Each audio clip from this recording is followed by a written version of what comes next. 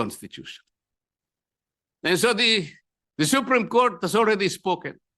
The last arbiter of law, it says the complaint is unconstitutional, is void ab initio, is violative of due process.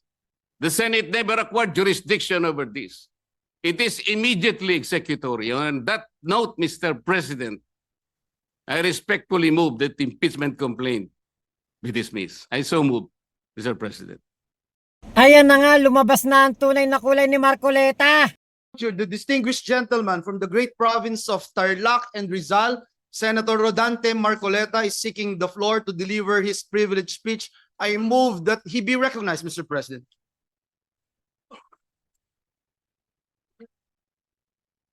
Senator Marcoleta is recognized to deliver his privileged speech. You may proceed, sir. Ayun na yun.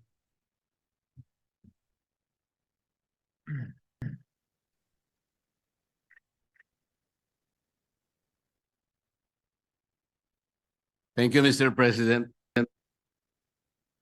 Mr. President, I rise on a question of privilege. Today, I believe the entire nation awaits the disposition of the matter in regard to the impeachment complaint filed against the Vice President, Sara Zimmerman Duterte. In the light of the recent but unanimous decision of the Supreme Court,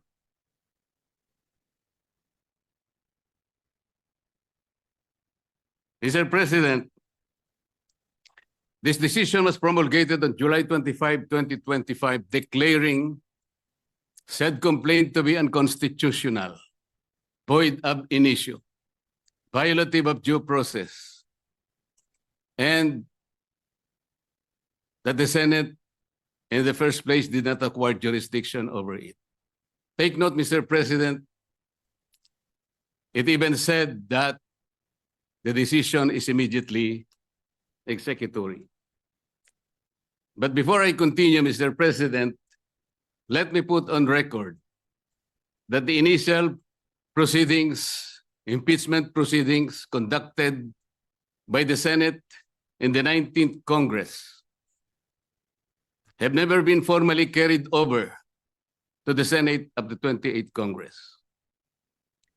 I do not know, and I'm not aware, I cannot recall of any action so far taken by this august chamber to the effect that the initial impeachment proceedings, which were deemed to have been terminated at the expiration of the 19th Congress at noon of June 30, 2025, have been miraculously brought to life into the present Congress. That having said, Mr. President, I'd like to continue. Mr. President, the decision of the Supreme Court did not dwell on the intrinsic merits of the impeachment complaint filed against the Vice President. It zeroed in merely on the procedures and the processes taken by the House of Representatives. To repeat, it declared the whole impeachment complaint constituting the articles of impeachment to be unconstitutional, violative of due process, void ab initio. Simply because the rules of procedure in impeachment proceedings in the House of Representatives were never followed. And they violated the one-year ban on multiple impeachment complaints as prescribed under Article 11, Section 3, Paragraph 5, which says that no impeachment proceedings shall be initiated against the same official more than twice within a period of 1 year. Napakasimple po ng sinasabi doon, Mr. President. No impeachment proceeding should be initiated against the same person more than twice within a period of 1 year. Ilan po ang impeachment proceedings, impeachment complaints na ipinail ng House of Representatives? 4 po eh. The first one started in December 2. Sumunod po December 4. Meron pang sumunod na December 19 hanggang sa umabot po noong February 5. Yun nga pong ipinangangalandakan na impeachment complaint which was signed by more than 1/3 of the members of the House of Representatives. Nasunod po ba? Nasunod po ba ang tuntunin ng House of Representatives? Noon pong nag-require ang Supreme Court, Mr. President, tinanong po yung House of Representatives in connection with the two petitions filed by several parties before the Supreme Court. One of the items required by the Supreme Court is for the House to give the status of the first three complaints filed. Ano po ang sagot ng House of Representatives? Yun daw pong unang tatlo. The one filed in December 2, December 4, and December 19 were all archived. Nasaan po sa rules ng House na yun pong mga impeachment complaints na ifa-file ay archive? Wala po. Pwede po bang ipakita yung slide na kung saan ay makikita natin ano po ba ang proseso kapag may nag-file na isang impeachment complaint? Ayan po yung Rule 2. Ang sinasabi po sa Rule 2, Mr. President,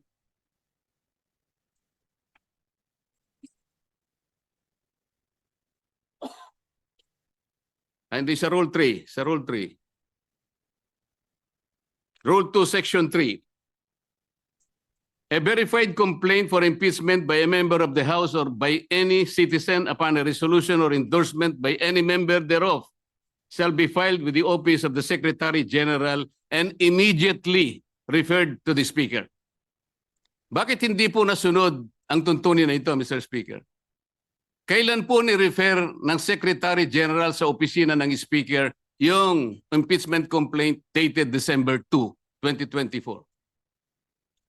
Kailan po ni-refer ng Office of the Secretary General yung impeachment complaint na i-file noong December 4? Wala po silang sagot.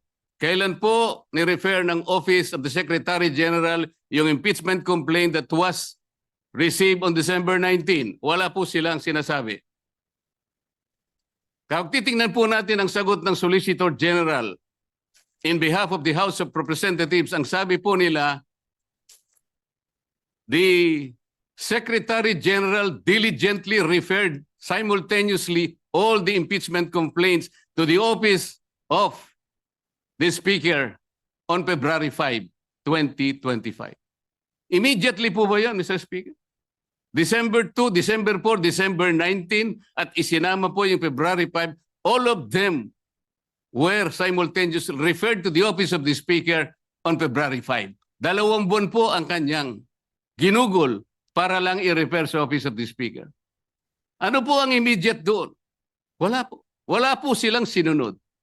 Wala silang ni-repair at ni-repair nga po delayed. Nung ma-repair po, ang sabi po ng Solicitor General, the 4 impeachment complaints were included in the order of business doon po sa session number 36. You will note, Mr. Speaker, hindi po niya ibinigay bilang annex yung order of business in section number 36. Ang kanya pong ipinakita ay yung journal number 36. Bakit po? Sapagkat hindi totoo na yung 4 na impeachment complaints were included in the order of business. Mr. President, I have a copy of the order of business, session number 36. And I will deposit a copy to the office of the Senate Secretary for everyone to see and examine for themselves kung talagang in-include nila sa order of business. Wala po. Saan po nila in-include? Doon sa journal. Iba po yung journal sa order of business. Alam po niyo kung bakit lang nalagay sa journal, Mr. Speaker? Idinagdag po nila as additional reference of business. That is not the requirement of the Constitution. Pwede po ba nating makita yung slide, ano yung sinasabi po ng Constitution?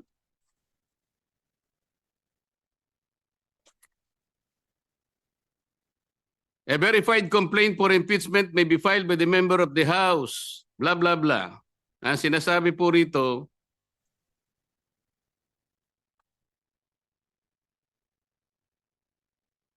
iba yun. Hindi po yun. Sorry po. Nakalagay po, in-include sa 10th session day. Yun po yung section number 36. Hindi po totoo yun. Ilang violations na po? Kanina po, in-archive po yung tatlong violations. Hindi po ni-refer sa Committee on Justice. Pangatlong violation. 6 na po. Ngayon sinasabi po, in-include po sa order of business. Hindi rin po. 3 violations na naman. 9 na po. At sabi po nila, yung session 36 is the 10th session. Hindi po. Bilangin po natin yung December 2. That was the date when the first complaint was filed, endorsed, and received by the Office of the Secretary General. December 2 is session number 26. Mr. President, bilangin po ninyo yung session number 26 up to session 36 na sinasabi ng Solicitor General. Yun po ang 11th session. That was not the 10th session. Ang 11th session is session number 35. Just for the record, Mr. Speaker. So ilang violation na po yan? Balikan po ninyo yung Rule 2 na nandyan po sa slide, Mr. Speaker. Ano po yung mode of initiating impeachment? Ganito po ang sinasabi ng rule of the House of Representatives.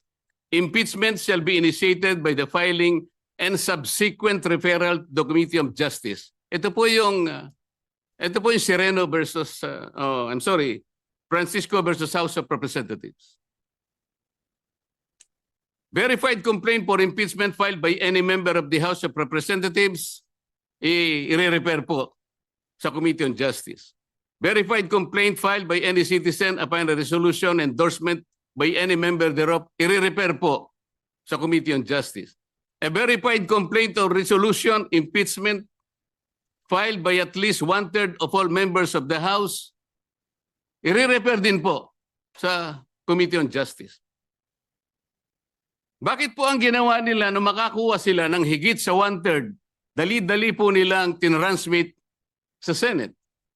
Ang pagkakakala po nila, Mr. Speaker, sapagkat ang pinagbatayan po nila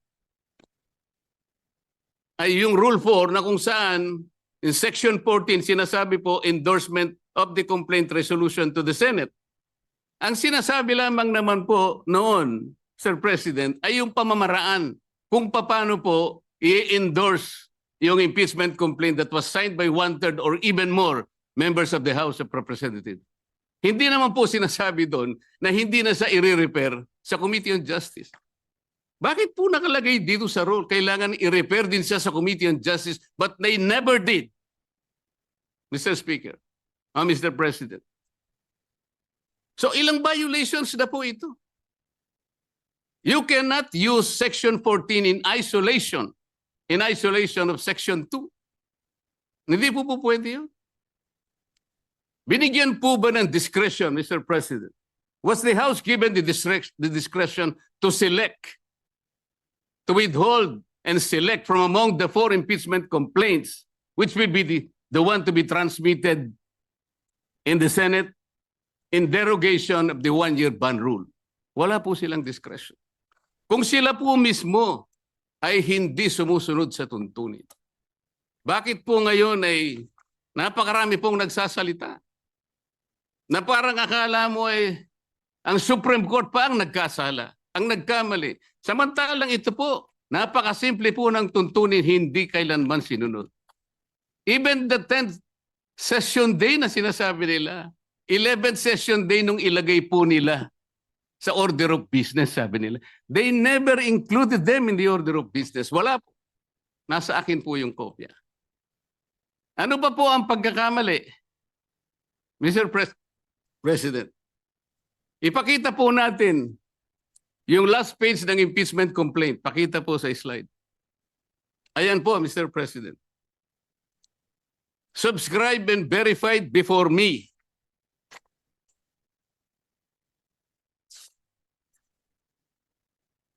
Sabi po ng Secretary General, Saan ba yung kopya ko rin?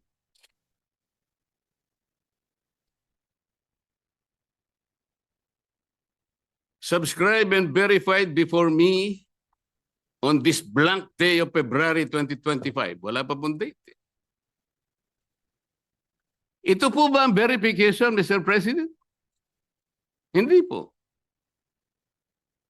Ang verification po ay nakasaad po sa mismong tuntunin ng House of Representatives.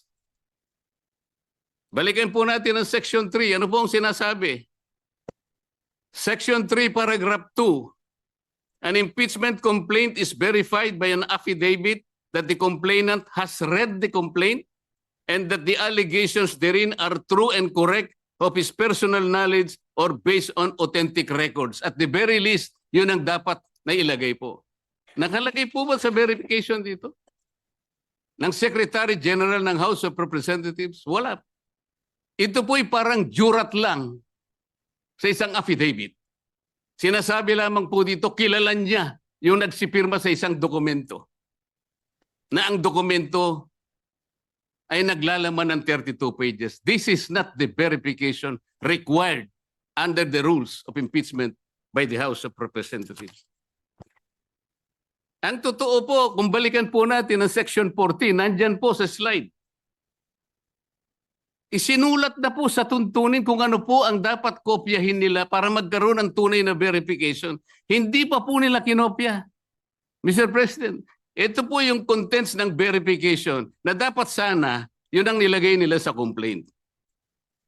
We, sabi po rito, after being sworn in accordance with law, depose and state that we are the complainants in the above entitled complaint or resolution of impeachment, that we have caused the said complaint resolution to be prepared and have read the contents thereof, and that the allegations therein are true of our own knowledge and belief on the basis of our own reading and appreciation of documents and other records pertinent thereto.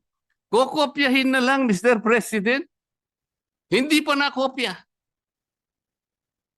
Mr. President, alam mo po, nung ako'y grade 4, yung teacher po namin, binigyan po kami ng isang short quiz. I-drawing ninyo kanya yung Bicol region. Siguro po 1963 yun, Mr. President. Yung Masbate, hindi pa kasali sa Bicol region. O hindi, kabisado ko naman po sapagkat mahilig po ako sa social studies, Mr. President. Meron pong dalawang nangungopya sa akin. Yung isa nasa likod, yung nasa kaliwa ko. Yung nasa likod po, nakopya niya pong tunay yung aking drawing. Pinagalitan siya pero ipinasa po sapagkat nakopya niya po yung aking drawing. Yung isa po, nangopya na nga, hindi pa niya nakopya. Ang kinopya po, Masbate. O wala po. Hindi po siya nakapasa. Ano pong ibig ko sabihin dito?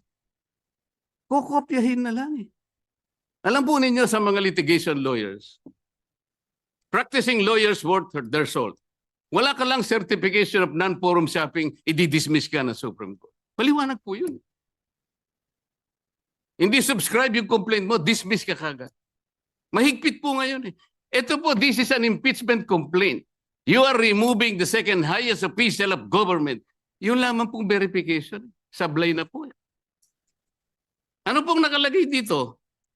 Section 3, Paragraph 3. An impeachment complaint required to be verified which contains a verification based on information and belief or upon knowledge or information and belief or lacks proper verification, katulad po nito ngayon, shall be treated as an unsigned impeachment complaint.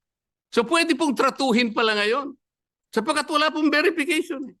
It may be treated as unsigned impeachment complaint. Paano ba yun? Bakit magsasalita po ang napakarami? Alam po ninyo kung, Sir President, kumbaga po sa nagluto ng sinaing, pasensya na po kayo kung kinakailangan ako po'y gagawa ng pagkahalin tulad, ano. Ang impeachment complaint po ay parang sinaing na niluto ng House of Representatives. Hilaw po eh. Hilaw na hilaw. Ano po yung hilaw sa Bicolano, Mr. President? Hilaw din po yata. Sa Bisaya, hilaw din po. Sa Kapampangan, magadto, Mr. President. Sa Waray po, matagudtod. Sa Ilonggo po, lagdos. Sa Ilocano, marakusol. Sana po tama ang aking pagkaka-pronounce. Ang dami pong nagsasalita, Mr. President. Doon lang pa po sa House of Representatives, isa pong bagong pasok doon. Ngunit patagal na pong nagserbisyo sa ating bansa. Naging senadora, naging Secretary of Justice, naging chairman ng Human Rights Commission. Alam po ba kung ano sinabi niya sa isang panayam? Ito po, nakuha ko. Harap-harapan na tayong niloloko. Kakaibang korte ito. Sana sa palengke na lang final ang impeachment case. At least doon, may nagtitinda ng totoo. Sana po, magtinda po siya ng matagudtod na kanin diyan sa Samar. Baka may bibili kaya.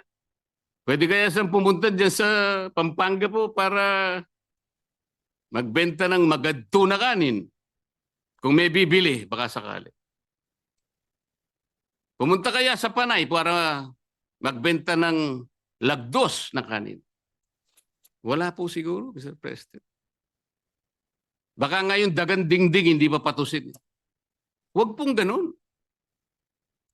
Ang dami na pong nagsipagsalita. Samantalang hindi po nila nakita.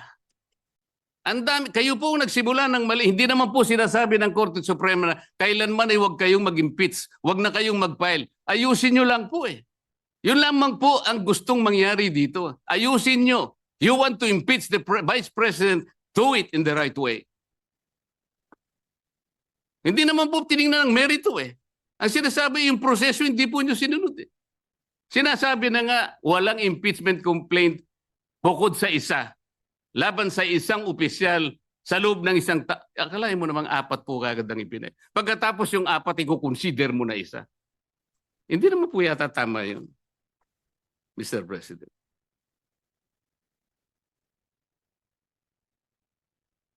Mr. President, gusto ko pong basahin isang parte ng official statement of the Integrated Bar of the Philippines and the Supreme Court's decision in Duterte versus House of Representatives, August 1, 2025. And I quote, "Disagreement with the court's reasoning is neither unwelcome nor unexpected. Dissent is not foreign to a democracy. It is essential to its survival. But to incite public repudiation of its authority, or even just to call for its outright defiance, erodes the very foundation of the legal order. Such actions disturb the equilibrium of powers and imperil the integrity of our democratic institutions, especially when appropriate legal remedies remain available within the framework of our constitutional system. If every adverse ruling becomes an invitation to disobey, the law ceases to be a constraint on power and becomes its casualty. The Constitution does not require agreement. It demands adherence." Ang sinasabi po ng mga ibang kasama natin, magpapile pa naman ng motion for reconsideration. Bakit hindi natin hintayin? As I said, Mr. President, if you are a practicing lawyer worth your salt, you are confronted with the unanimous decision of the Supreme Court. In a firm voice, it says this is unconstitutional, void ab initio, violative of due process, and the Senate never acquired jurisdiction over this. And it is immediately executed. Parang sinasabi niya sa'yo, wala ka ng room mag-file niyan. Is anyone expecting that even one soul of the members of the Supreme Court will reverse himself? We cannot defend our action, Mr. President, on the fortunes of litigation. Naalala ko pa nga po doon sa kaso ng Francisco versus House of Representatives, the former Chief Justice Renato Puno, in his separate concurring opinion, naalala ko po ang sabi niya, with the possibility of 2 impeachment complaints reaching the Senate, the good Chief Justice said that the Senate, in the exercise of its primary jurisdiction, can decide the question of whether or not the 1-year bar rule has been violated or not. The Senate can even decide if on its face the impeachment complaint has no legal basis. At ang sabi pa po niya doon, Francisco versus House of Representatives, sabi pa niya ron if the Senate finds that the 1-year bar rule is violated or that the impeachment complaint has no legs to stand on, that will be the end of the entire controversy. He was saying that let's give all the remedies available to the House and the Senate because of their primary jurisdiction. But when the case is ripe for judicial determination, it was the view of the former Chief Justice that the Supreme Court at that time, and only at that time, when it can speak with great moral authority, in order to compel the loyalty, the respect, and the obedience of our people. Mr. President, when the Supreme Court negates the actions of a co-equal branch of government, it does not assert its superiority. Instead, it upholds the supremacy and the dominance of the fundamental law of the land, the Constitution. And so the Supreme Court has already spoken. The last arbiter of law, it says the complaint is unconstitutional, is void ab initio, is violative of due process. The Senate never acquired jurisdiction over this. It is immediately executory. On that note, Mr. President, I respectfully move that the impeachment complaint be dismissed. I so move, Mr. President. Majority Floor Leader. Mr. President, before, Mr. President, we act on the motion of the distinguished gentleman from the great province of Tarlac and Rizal. Mr. President, the motion is not among the privilege motions listed under our Rule 32, Section 90 of our rules. Therefore, Mr. President, it is debatable and may be subject to clarificatory questions. Nonetheless, Mr. President, our movant, Senator Marcoleta, has the floor, and Mr. President, subject to his consent and with his magnanimity, clarificatory questions on the motion may be entertained. In fact, Mr. President, we have some members of the Senate who wanted to interpolate with the permission, Mr. President, of the... What is the pleasure of Senator Soto, our distinguished Minority Floor Leader?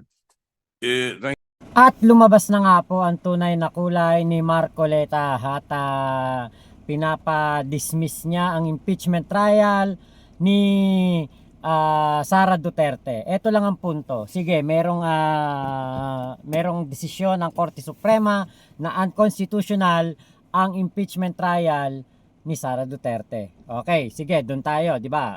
Unconstitutional daw. Pero paano naman po yung sinasaad ng konstitusyon na kailangan kapag may impeachment complaint ay ito ay kailangang dinggin at mag-decide ang Senado. To try and decide. Wala naman pong dismiss To try, decide or dismiss the impeachment. Wala naman pong gano'n na nakalagay sa sa ating saligang batas. So, sinasabi nila matalino si Marcoleta, okay, matalino siya. Bigay na natin 'yun, matalino talaga. 'Di ba? Kung matalino talaga wala tayong magagawa, matalino talaga. Pero dapat nilang intindihin kung ano nakalagay sa konstitusyon. So, sino ang masusunod? Ang Supreme Court or ang konstitusyon? Nag-convene na po ang Senado bilang impeachment court. So ano yun? Ihihinto nila? Wala pong nakalagay sa saligang batas na dapat i-dismiss ang isang impeachment trial kung sakaling sabihin ng Supreme Court na ito ay isang unconstitutional. Wala pong nakalagay dyan. So walang power po ang Supreme Court over the Senate. Wala po. Dito po sa impeachment complaint, impeachment trial, impeachment issue, wala pong power ang Supreme Court. Hindi po nila pwedeng utusan ang Senado. So saan kaya lulugar ang ating Senate President? Yan kasi pinatagal-tagal ni Chis Escudero. So ngayon, eto na yung baka papunta na tayo sa constitutional crisis. Dahil nga po, ang konstitusyon ay nalalagay po sa balag ng alanganin dahil na rin nga po sa mga katulad ni Marcoleta na ayaw pong ipagpatuloy ang impeachment complaint ngayong taon. Sabi naman niya, okay lang sa kanyang impeachment, pero ilagay daw po ito sa tamang proseso. Pero yan nga po may mga paliwanag naman dyan ng ating House Speaker Martin Romualdez. Tignan po natin kung saan nahantong ang istoryang ito. Abangan natin kung ano ang mga mangyayari pa sa Senate. Nakabantay tayo, nanonood tayo, titignan natin kung ano ang magiging desisyon ng Senado. So yun lamang po, maraming salamat. Ito pala, dagdag ko, si Marcoleta, napansin ko, tulak ng bibig, kabig ng dibdib. Kunwari pa na hindi siya maka-Duterte o hindi siya kampe sa mga Duterte, pero etong impeachment trial na mandato at trabaho ng Senado na dinggin at ito ay pagdesisyonan, para pong naiiba po ngayon ang ihip ng hangin. So totoo kayang tulak ng bibig, kabig ng dibdib etong si Marcoleta? Sayang, medyo nahuhuli na ni Marcoleta yung aking puso. Kaya lang parang ngayon medyo nag 50-50 na naman. So ilamang po, ano reaction niyo dyan? Ano reaction niyo dyan? Comment niyo po dyan sa baba. Thank you po. Bye-bye. Mama chup chup. Love you, love you. God bless us all, Pilipinas. God first. Bye-bye.